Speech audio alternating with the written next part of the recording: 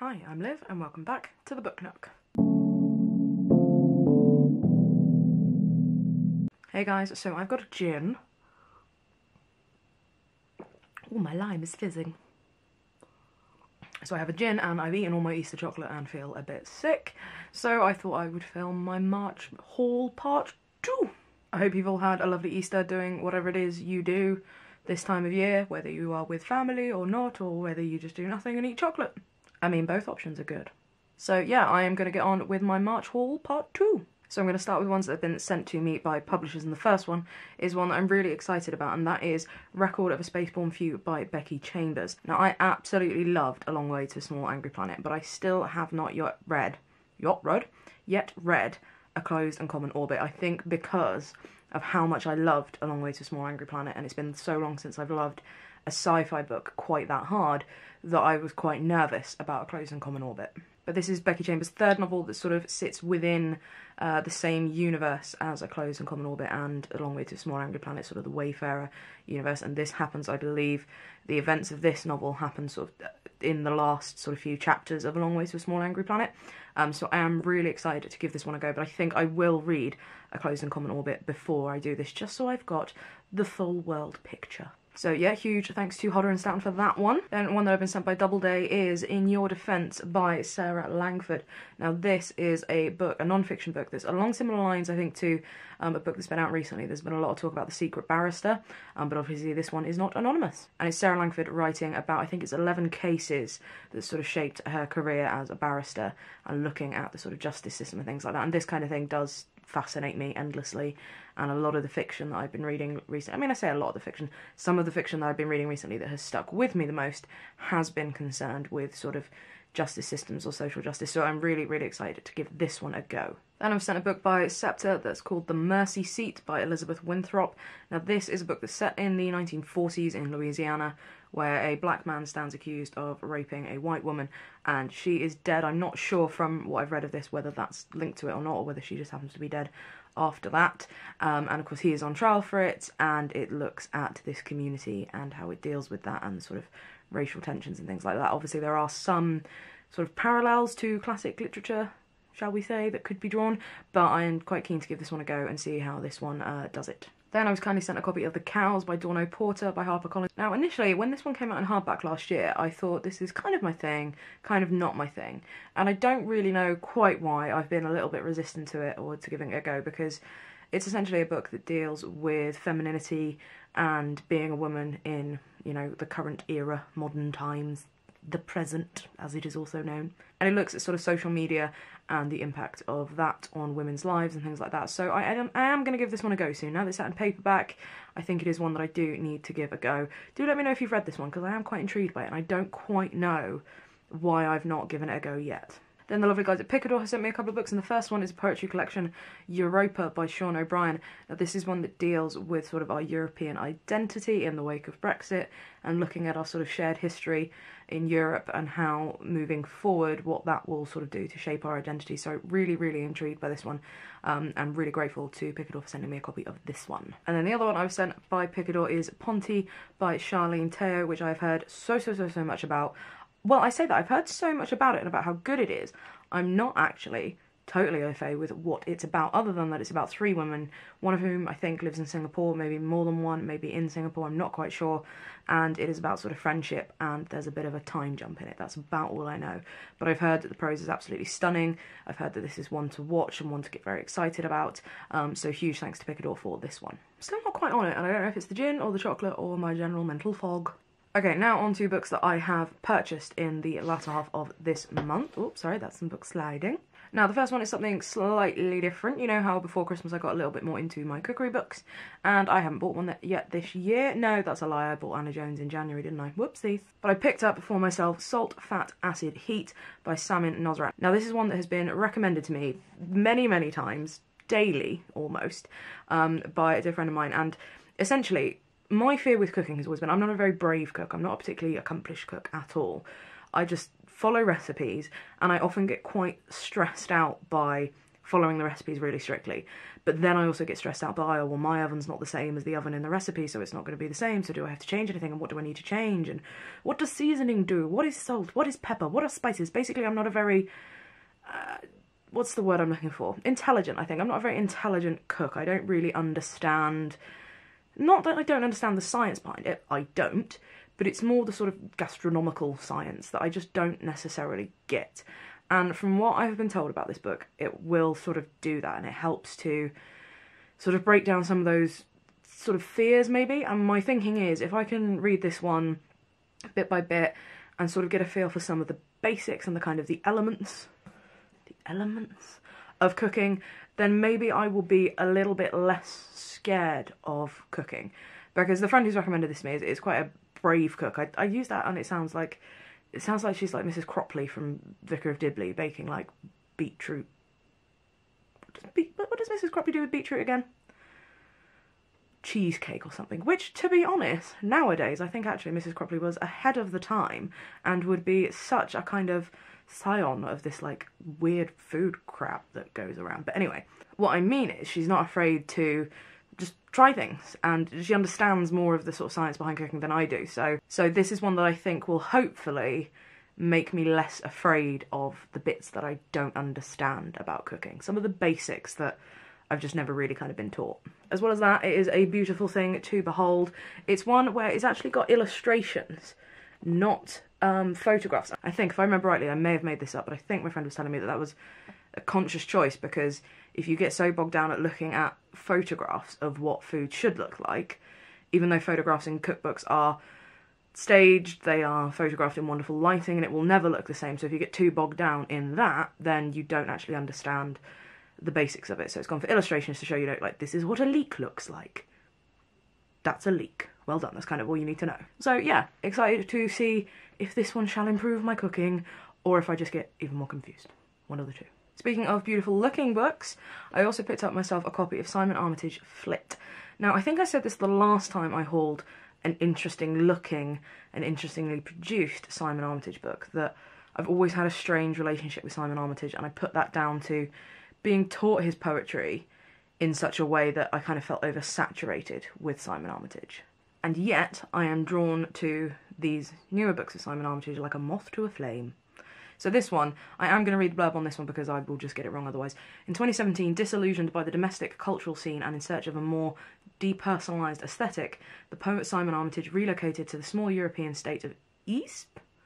I want to say it like Ypres, but I think that's probably Ypres.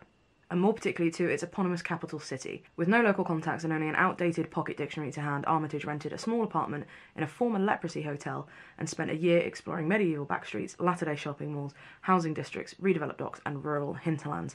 So this just sounds absolutely fantastic and a really interesting look at sort of types of living. And yes, in terms of the design of the book and the production design, I was very much drawn to it. Anything that's got a wolf on the front, it's mine. And it is also this gorgeously produced thing. There are illustrations and photographs and sort of bits of notebooks in there as well. So this will be one that I think I will spend an evening with. I think, to me, this feels like an in-one-go poetry collection, but we shall see. Then I picked up another one of the Penguin Pocket Modern Classics, Martin Luther King Jr.'s Letter from Birmingham Jail, and I picked this one up because of Renee Edo-Lodge's Why I'm No Longer Talking to White People About Race, in which she features an excerpt from this that just kind of was like a punch to the gut. So I thought, right, I know that this is one of the Penguin Pocket Modern Classics, so I'm going to pick it up, and I did. Back to food writing a little bit. Obviously before Christmas I got so into Nigel Slater and his food writing and just fell in love with it, and a couple of you recommended Toast and Eating for England, and to be honest with you, until this book came in I had totally forgotten I'd order it. I think it was like a print on demand thing or something, or it had gone out of print and it was waiting, but I'd totally forgotten I had ordered it, and that is Eating for England by Nigel Slater. So this is a book of food writing about sort of quintessentially British foods and things, like you go through and there's Jaffa cakes, and there's Jacob's Club biscuits and Midnight Feast nut cutlet, things like that. And just, I think this will be along the lines of the food writing in the Nigel Slater book that I've suddenly forgotten the name of. Good Lord, why won't that come to me? A Christmas Feast? No. I have to move on from that, otherwise I'm going to stress that I can't remember what it's called. You guys will be yelling what it's called, and when I watch this back I will be going, huh. But yes, it looks along the same lines of that food writing, steeped in sort of love and history and nostalgia. So yeah, excited to give this one a go. Then I picked up a paperback of a book that I eyed up in hardback a little while ago. I think is one that Alice Slater at Smoking Tofu No G has read, but I could be wrong. And that is Sympathy by Olivia Sujic? And this looks like another tale of kind of female friendship and obsession, one that deals with sort of the internet as well. Whereas some of the ones I've read recently that deal with sort of obsession use the internet sort of, and there's like a few emails. It doesn't sort of build on that anymore. It's very much rooted in sort of non-internet life, whereas this one is more about sort of internet obsession, I think, as well. So yeah, when I'm in the mood for a little bit of more female obsessive behaviour, I shall give this one a go. Then I picked up a copy of A Far Cry from Kensington by Muriel Spark, on account of it being 100 years since Muriel Spark was born. I have not read enough Muriel Spark. I've only read The Prime of Miss Jean Brodie when I was in Edinburgh sort of this time last year, and I have read some of her short stories when I was studying for my MA, but I've not got as acute a memory for them. You guys know what my memory's like. So I decided I'd buy this one partly as well because I think some of the story is in the world of publishing, so I thought, let's give it a look. Then I got myself a copy of a book that I saw being talked about on Twitter, and I read the review from it that I'd seen in my feed. The cover, again, did initially draw me in, but I read the review and I thought, wow, this needs to be one that I own. And that is Room a Little Darker by June Caldwell. From what I can gather, this is a collection of slightly weird, off-kilter short stories, so aka my kind of jam. So yes, June Caldwell is an Irish writer, and I think Apollo Press are a smaller press, I think. So yeah, I was really excited to read the review of this one, and it just sounded so fantastic that I immediately went into work and ordered myself a copy, and here it is. Then it's time for another Pushkin Press Japanese novella. Again, this one is actually two novellas in here by Toshiki Okada. We've got The End of the Moment We Had, and the second one in there is called My Place in Plural. So I think one of them is set on the eve of the Iraq War, and a couple find an unexpected deliverance, fleeting and anonymous, at a love hotel. And then another one is about a woman aching for something more from her husband. So, I mean, do I need to say more? You know that I'm going to get all of these and love them. Then, because International Women's Day should be every freaking day, I picked up a copy of Inferior by Angela Sani. Now, this book, from the blurb, reminded me of Sarah Pascoe's Animal, which you guys will know by now is one of my favourite books that I've read in the last few years, and I think it's absolutely fantastic. And the bit that sort of in common, I think, between these is that a lot of what Sarah Pascoe's book deals with is looking at biological historical differences, how they inform modern perceptions of gender, socially and biologically, and all these other sort of aspects of it. And that is also some of what this book does. So it says, taking us on an eye-opening journey through science, Inferior challenges our preconceptions about men and women, investigating the ferocious gender wars that burn in biology, psychology and anthropology. Angela Sani revisits the landmark experiments that have informed our understanding, lays bare the problem of bias in research, and speaks to scientists finally exploring the truth about the female sex. So I think there's a commonality there, and I loved Sarah Pascoe's Animal so much that I thought I would give this one a good go. Then the last two books in this haul are entirely the fault of What Page You On podcast. The first one is What I Loved by Siri Husted. This is one that I've been meaning to read for absolutely yonks. Have always been a little bit, shall I, shan't I? But I think by buying it, I'm admitting the time will soon be right to read it after hearing Alice and Bethany rave about this one. I have, for this one, actually bought myself a used, slightly beat up copy of the old UK cover, because we have the new one in work and I don't love it. It's a style of cover they've done for a few books in a kind of loose series. I know they've done it for, I want to say Schindler's List, but I don't think I mean Schindler's List. Maybe I do. But they're like purples and reds, and they've got sort of like pink edges, and it's all just a bit, not a look I'm in love with. And I feel better when I'm reading a book if I like the design as well, which I will talk more about in my design video that I will do. But yes, so I picked up that one. And actually, on the same topic, the other book that I bought is for the next What Page You On book club. That is Sweet Bitter by Stephanie Danler. And again, I got myself a pretty beat up US edition because I way prefer the cover. So yeah, got myself this. I have now read this. This is, I think, the only other book I've read this month. Read it in preparation for the What Page You On book club episode. And I have mixed feelings, and I'm going to think about them more and join in the discussion on Twitter. I think I loved the prose. I loved the style of writing. I loved the first third. Then it kind of constantly felt like it was almost getting somewhere and not quite getting somewhere. And I'm also, just in general, and this is a personal thing, I'm also just a little bit tired of stories where smart, capable women fall for boring, like, charismatic, grungy boys, and it's just like, okay, sure. But hey, those are just my initial, very basic thoughts on it. I'm going to think more about it and, yeah, join in with the discussion, which I think will be happening next week sometime on Twitter.